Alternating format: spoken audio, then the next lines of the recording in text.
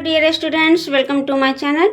बच्चों, आज के क्लास में हम फिर से उपस्थित हुए हैं कक्षा 9 गोधूली भाग 1 को लेकर के, जिसमें हमने पिछले क्लास में आप लोग को 8, 9, 10 तक हम क्वेश्चन आंसर करा दिए हुए हैं।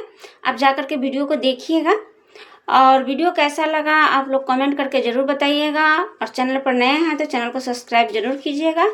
आज के क्लास में हम पार्ट 11 पढ़ाएंगे, जिसका नाम है सूखी नदी का पुल, और ये लिखे हैं राम आधारी सिंह दिवाकर।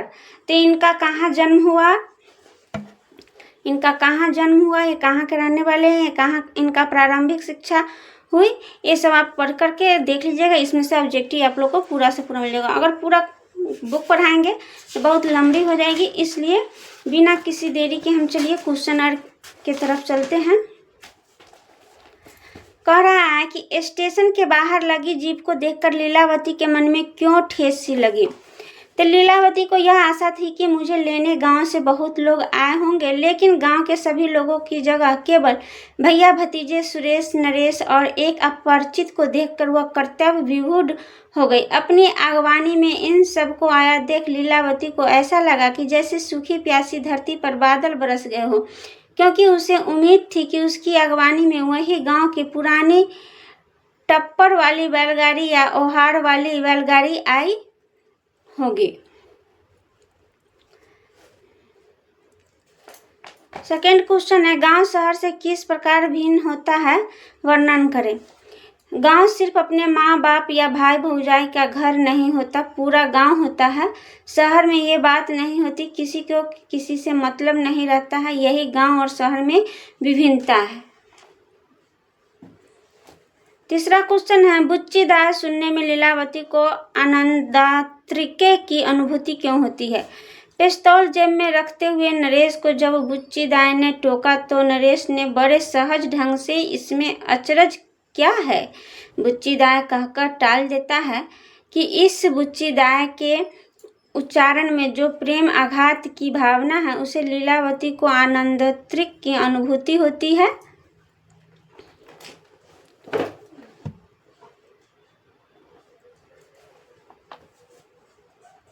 पांचवा क्वेश्चन है, गांव में Lilavati phone, fridge, TV, VCD की जगह क्या देखना चाहती है। तो बुच्ची दाई को सबसे ज़्यादा याद आ रही है कि सहेलिया माँ, क्योंकि माँ कहती थी कि सहेलिया माँ खबासी नहीं, तुम्हारी दूसरी माँ है, इसी ने तुमको अपना दूध पिलाकर पाला पोसा।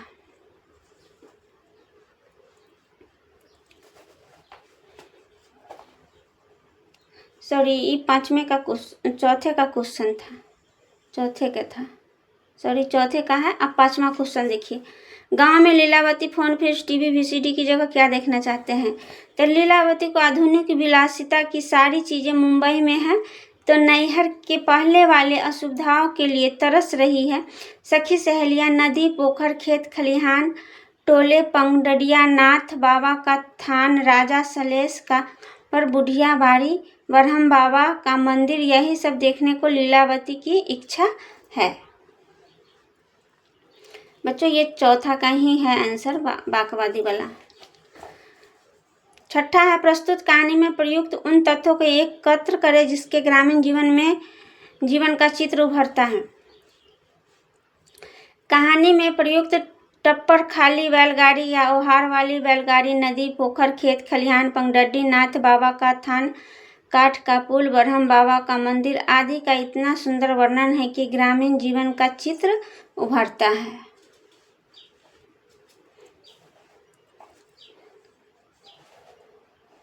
सातवां क्वेश्चन, बुच्ची दाई जब सहेलियां माँ से मिलने पहुंची तो सबको अचरज क्यों हुआ, वहां के दृश्य का वर्णन करें।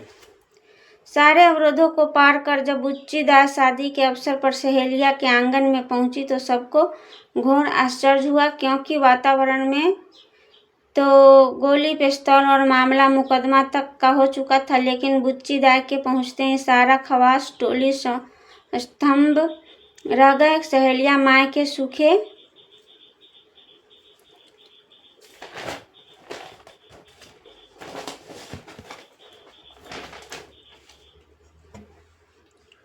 स्तनों के जैसे दूध उतर आया। लीलावती सहेलिया माँ के सीने में अपना चेहरा छिपाए देर तक सुबुक सुबुक रोती रही। 8वां क्वेश्चन है, लीलावती खावा सटोली और बबुआन टोली को तबाह होने से किस प्रकार बचा लेती है? तो विनाशकारी वातावरण में लीलावती ने सोलकन टोली में शादी के अवसर पर पहुंचकर जिस तरह सामाजिक माहौल में परिवर्तन लाया वह प्रशंसनीय ही नहीं अनुकरणीय भी है। इसके व्यवहार से सोनेलाल के बेटे कलेसर ने लीलावती के पैर छूकर कसम खाई कि आज के बाद ये हाथ नहीं उठेगा, भूल चूक माफ कर दो। इस तरह सामाजिक सौहार्द बनकर लीलावती ने समाज को तबाह होने से बचा लिया।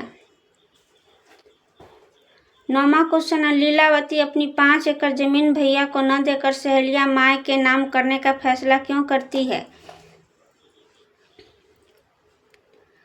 लीलावती के विवाह के समय उसके पिता ने 5 एकड़ जमीन दान में दी थी। वही जमीन गांव के बिरादरी के बीच बैकवर्ड फॉरवर्ड की लड़ाई का विषय बन गया था। गांव में अमन चैन से रहे, शांत वातावरण रहे, सब मिलजुल करके रहे। इसी उद्देश्य से लेकर लीलावती ने अपने भाई भतीजे से वचन लेकर वह 5 एकड़ जमीन सहेलिया माय के नाम करती है, यह कहकर कि दूध का मोल कोई नहीं दे सकता, झगड़ा हमेशा हमेशा के लिए खत्म करना ही उद्देश्य है।